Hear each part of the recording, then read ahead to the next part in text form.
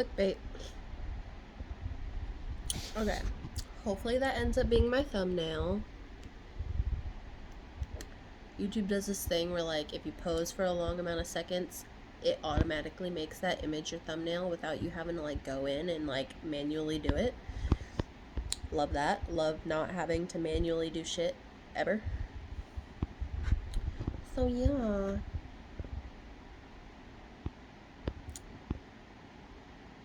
Is there anything on my mind? Pause. Why didn't that pause? Pause, damn it. Okay. So I've decided what's on my mind. Dissociation. I want to talk about it very briefly. I have an associate's degree in psychology, so I am not a professional at all, and I only have an associate's level understanding of this shit. I have done a lot of research, like, on my own outside of college, and personally, I feel like the research that I did on my own time, on my own accord, like, with my own motivation and, like, not being, like, pressured to do my homework, I feel like I retained it better. However, because I'm ADHD, there's this thing where, like, you're really good at hyper-focusing and, like, learning about what you want to learn about. You hyper-focus on it, but then there's, like, a disconnect in your mind. This is, like, specific to people with ADHD. You have all this knowledge, but, like, you forget it, or, like, you forget how to apply it, or something. There's something that, like, you're missing. Like, you have the ability to be super duper hyper focused, but then, like, it's useless because you're missing the other piece of, like, how to apply it. I think. I don't know. I didn't really do a bunch of research on ADHD because I feel like ADHD is basic. And yes, I have it. Anyway, back to dissociation. So, English, Kelsey.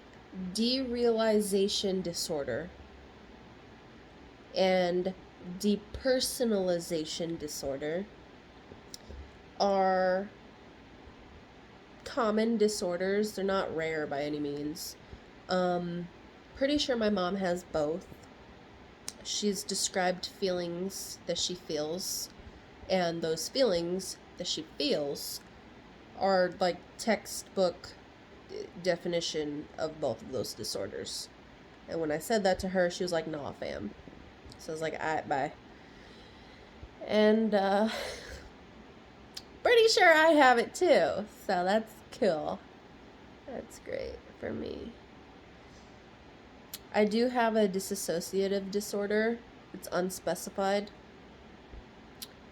So, according to the DSM-5, which keeps getting rewritten over and over, just like the Bible, they keep changing it, right? So, according to the DSM-5, however helpful that is,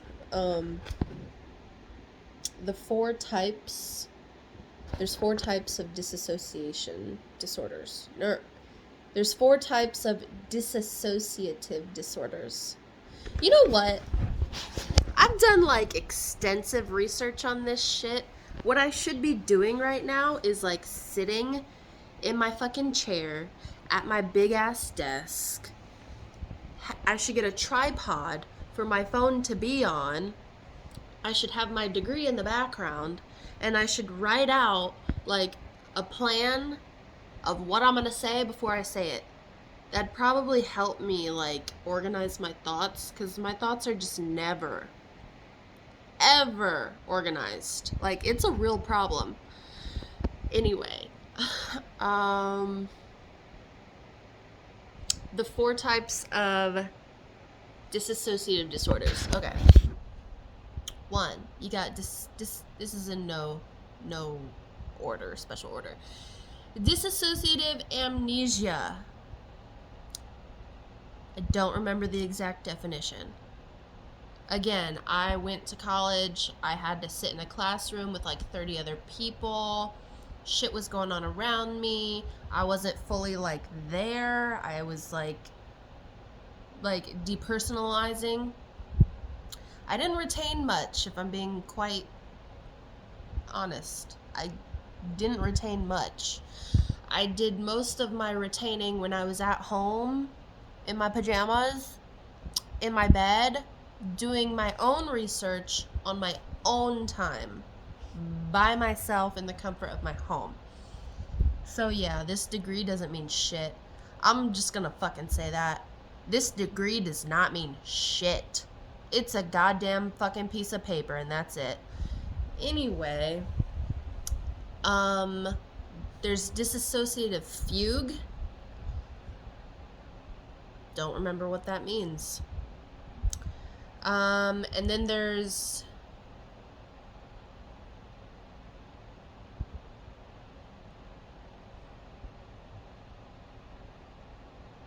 dissociative identity disorder, which is like the big one out of all four. But then I can't remember what the last one is. There's 4 total in this category of disorders. Anyway, I gave you 3 of the 4. I didn't write this down before saying it. I'm just speaking. Thoughts that are unorganized as fuck. So there's 3 out of 4. You're welcome. I want to talk about DID, which is dissociative identity disorder. Now, back in the day, they used to call that multiple personality disorder. They don't call it that anymore. It's still the same fucking thing, but they don't call it that anymore. It's called DID. So, I don't think I have that. I do have a dissociative disorder, but what I have, they don't know which one out of the 4 types that I have. So yeah. I think the other one is just derealization or depersonalization disorder. I think that's the one I was missing. Well, I already talked about that one. I'm pretty sure that's the one that I have. I think I have both. I think I more so have depersonalization disorder. Abso-fucking-lutely. I do feel like my bedroom is real. My living room is real. The parking lot that I'm looking at right now outside of my window, it's real.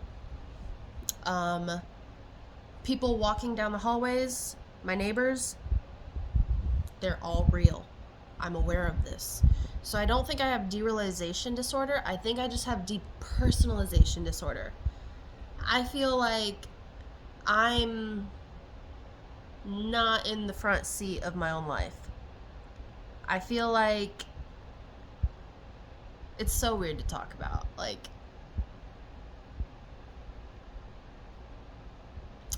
pause. Let me gather my thoughts together because I don't know what they are. Okay. I was trying to think of like the best way that I can like describe it, of not like the definition of it, but like how I feel personally. How does Kelsey feel? I feel like whatever happens in my life doesn't matter. Like, it matters, but it doesn't, okay?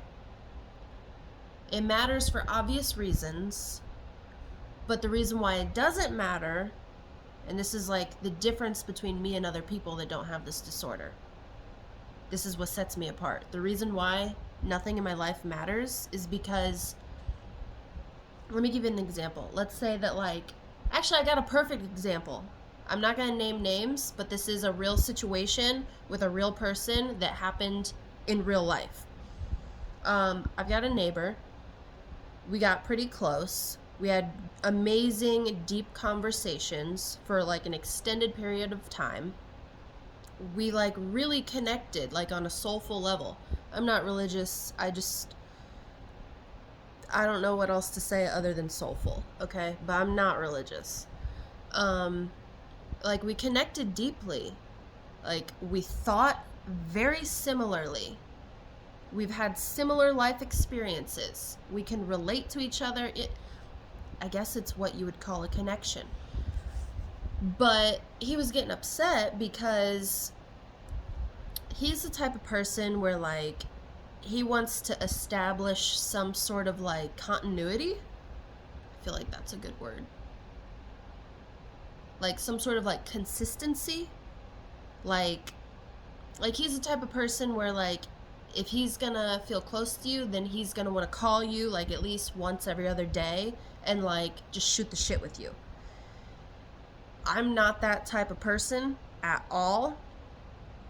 I've actually missed out on a lot of opportunities to, like, have long-lasting connections with people because I am not that type of person. In my life, the type of people that I've come across, they do tend to be that type of person, whereas I am not. I don't know if that has anything to do with the disorder, but I'm just, like, telling you a little tidbit of a bigger picture that I'm trying to explain to you. Also, there's different attachment styles. There's a lot of debates around how many different attachment styles there are. But I believe, according to the DSM-5, which, again, is like the Bible of psychology, okay? According to the DSM-5, I think there's 3 or 4 attachment styles. I think there's 3. There's a secure attachment style. Healthy people have this. Healthy people that didn't go through childhood trauma have this. They feel secure inside. They feel self-sufficient, and like they don't need anyone, but they want people, and that's like the perfect way to be. You don't need people, but you want them. That's real healthy. And then there's insecure attachment style, and this is in no particular order. But the second one that I'm naming is insecure attachment style. This is when people grew up in, I forget like what type of dynamics cause this, because these different attachment styles do have direct causes. You're not born with them. It's not nurture versus nature. It's definitely got to do with nurture. But anyway, I'm so sorry. You know what? Next time that I do one of these videos, I'm totally gonna like sit down, jot my notes on paper before I just like speak on the internet. Cause this is just, I'm gonna play this back and watch it. Acknowledge that this isn't like quality substance to post on the internet. And I'm probably gonna post it anyway. I am going to post it anyway. Because again, it doesn't fucking matter. I have self-awareness. I have self-awareness.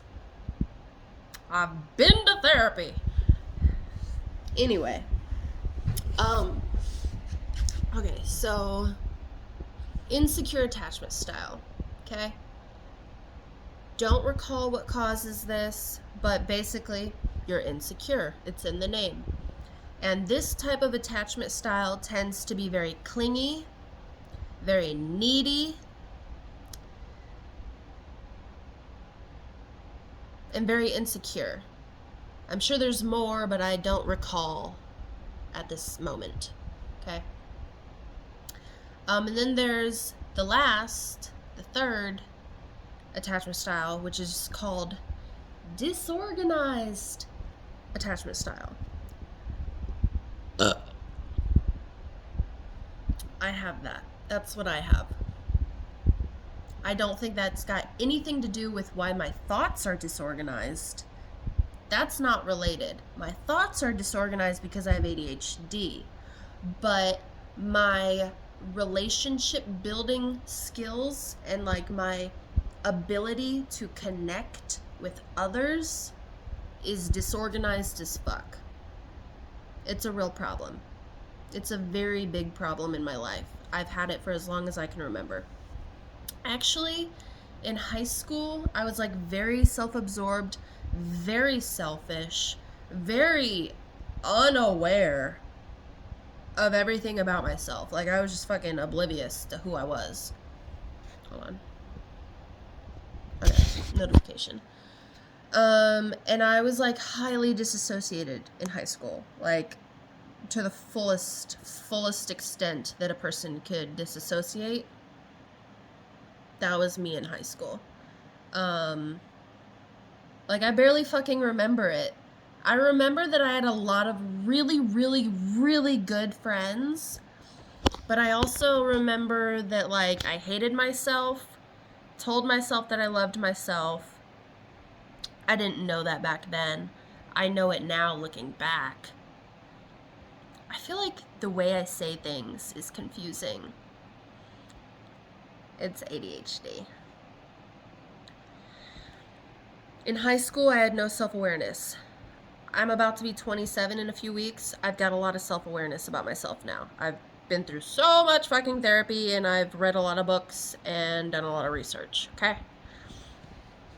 So looking back on my life, looking back at the high school me, I can now realize, what was I saying?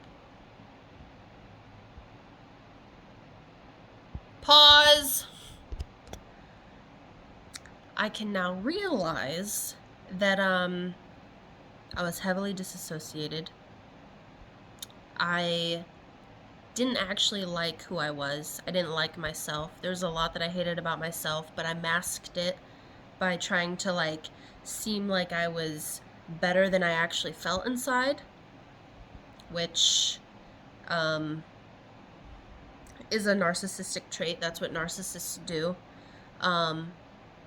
And I'll get into my disorder, like I've got a lot of disorders, okay? But I'll get into the one that I haven't mentioned yet, which happens to be on the same spectrum as narcissism. We'll get to that. I might not even get to that in this video, actually. I might just, like, make you guys wait, not to be cruel, but just because, like,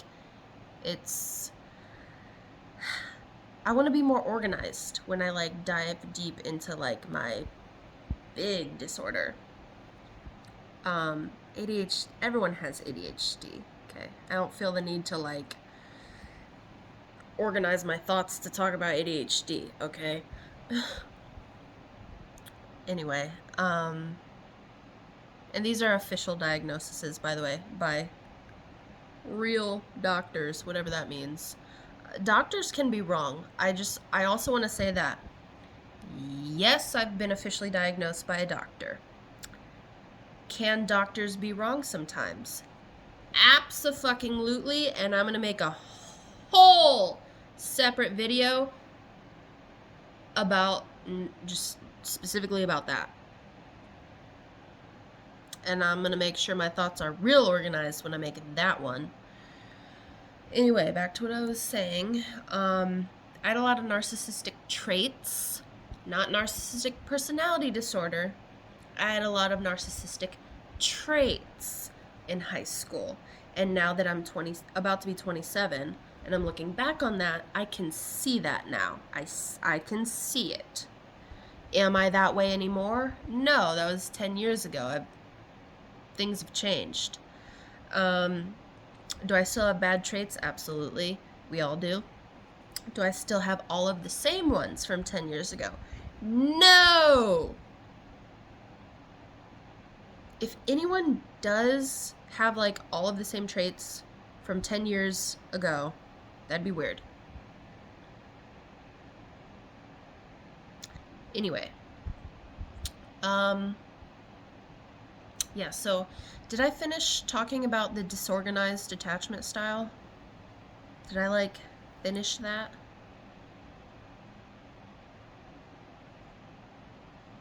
I think I did.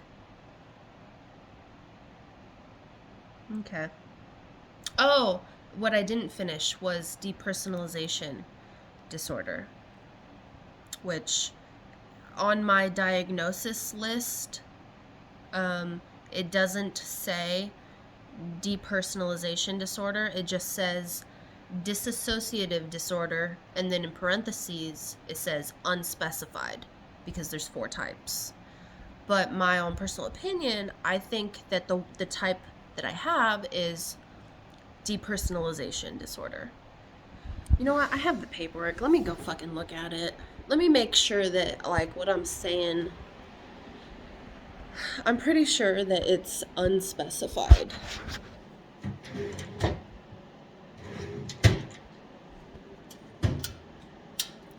No, I'm doing too much right now.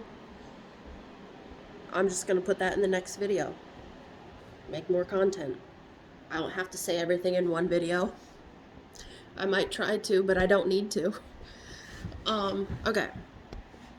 Stay tuned for more videos coming soon. Anyway, it's so hard for me to, like, have conversations with people, because it's like the second that I get cut off or interrupted, it's like my entire train of thought. It doesn't matter how, like, genius it was gonna sound. It doesn't matter, like, how, like, on point and, like, how, like, relevant the information I was gonna share was. Like, it could be the best shit that ever would have came out of my mouth. If someone interrupts me as I'm speaking, whole train leaves the station. I don't even know what I was saying anymore. It's really bad. It's actually something that I want to work on, because getting interrupted is inevitable. You can't just expect people to not interrupt you. I think I interrupt myself. Like, my brain interrupts itself, and it's like, no, look this way. No, look that way. And then, so, like, when other people are interrupting me, it's like my world's shaken. It's like, there's too many people interrupting me right now, because I'm already interrupting myself because I'm ADHD. Ah! Yeah. I'm supposed to be medicated, but I'm not going to talk about that in this video. Just forget I said that.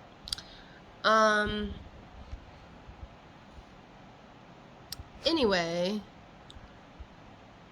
I'm a holistic type of gal.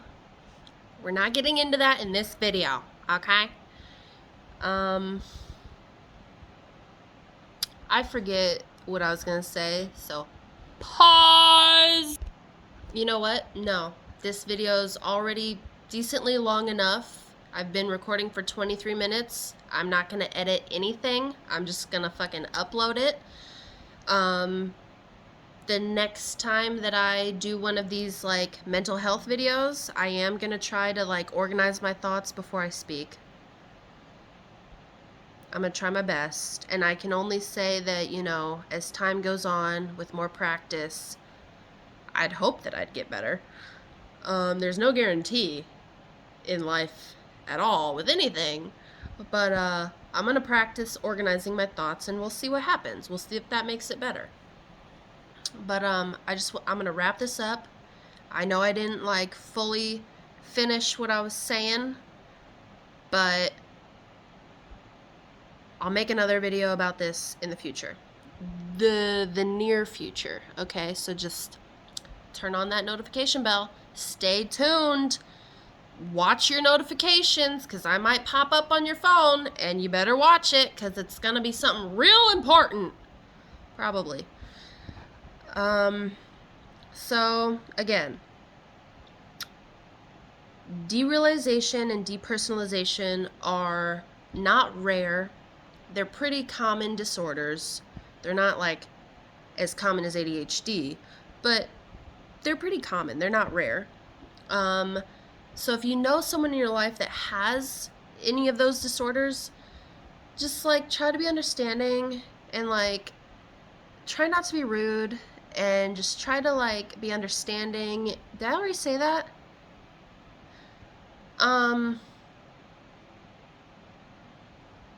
Patience, you know, just be grateful that you don't have to deal with it. How about that? How about, instead of putting other people down, you yourself, be grateful that you don't have to deal with it. How about that? Because I'm sick and tired of people saying, mental illness isn't real. If you have depression, just eat yogurt. Why don't you go outside? Bitch, shut the fuck up. If you don't know what you're talking about, then shut the fuck up. And that's all I gotta say. I'll see you next time on my YouTube channel, which is called... I'm probably gonna change the name again. I've changed the name of my channel like 5 times. I'm probably gonna change it again. I'm just gonna play with it till I find what works for me. Anyway, bye!